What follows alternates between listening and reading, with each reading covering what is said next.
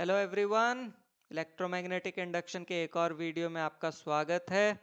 पहले क्या क्या पढ़ा हुआ है? Faraday law, Lenz law, eddy current, self and mutual induction, ये सब समझना है तो पिछले वीडियो देखो। और इसमें क्या पढ़ेंगे? ट्रांसफार्मर क्या होता है और ट्रांसफार्मर में एनर्जी लॉसेस कौन कौन से होते हैं, क्या पता होना चाहिए आपको। Faraday's law of EMI, which is E is equals to minus of n d phi b by dt। Self inductance, एक कॉइल के अंदर ही चेंज आना अगर उसका करंट इंक्रीज या डिक्रीज कर रहा है।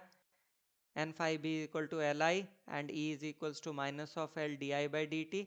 म्यूचुअल इंडक्टेंस, एक कॉइल में चेंज आना दूसरी कॉइल में करंट के इंक्रीज या डिक्रीज से। N phi B equal to M I, E is equals to minus of M D I by D T. Transformer, तो it is a device which changes, इसका मतलब increases या decreases alternating voltage and alternating currents. Types, पहला step up transformer जो कि एवी या AC को increase करता है। दूसरा स्टेप डाउन ट्रांसफार्मर जो एवी या एसी को डिक्रीज करता है। प्रिंसिपल, ये म्यूचुअल इंडक्शन के प्रिंसिपल पे बेस्ड है।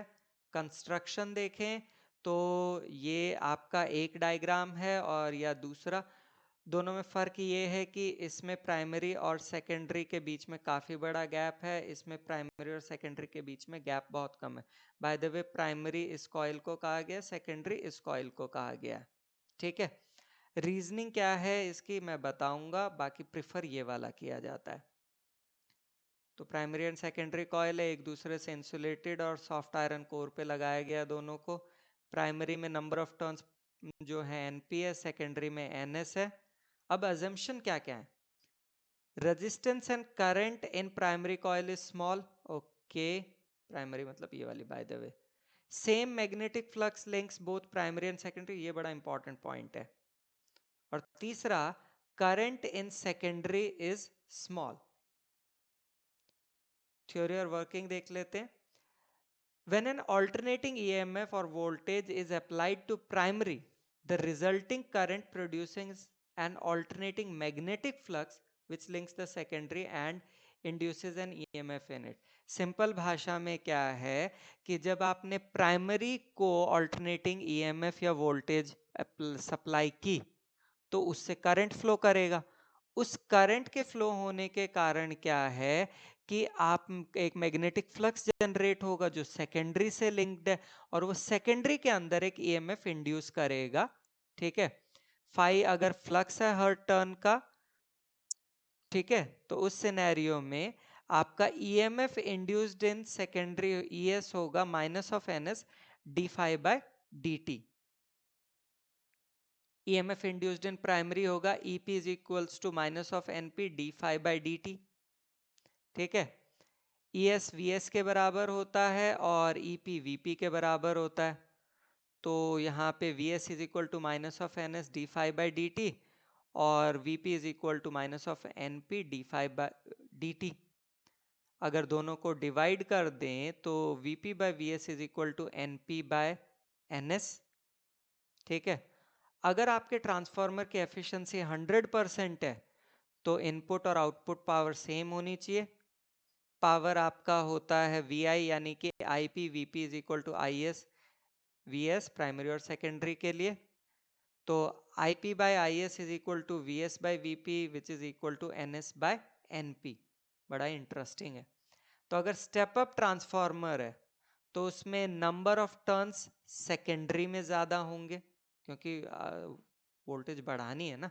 ठीक है, वोल्टेज सेकेंडरी में ज्यादा होगी लेकिन करंट जो है वो कम होगा।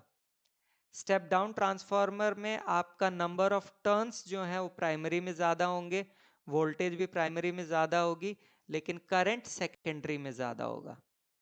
ठीक है, अगर आपका EP is equal to VP नहीं होता है, ठीक है, उस सिनेरियो में जो प्राइमरी करंट है, प्राइमरी कॉइल में करंट हो वो इनफाइनाइट हो जाएगा। क्यों?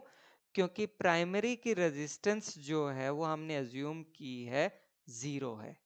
ठीक है, इसीलिए EP is equals to VP किया गया है। एनर्जी लॉसेस कौन कौन से होते हैं?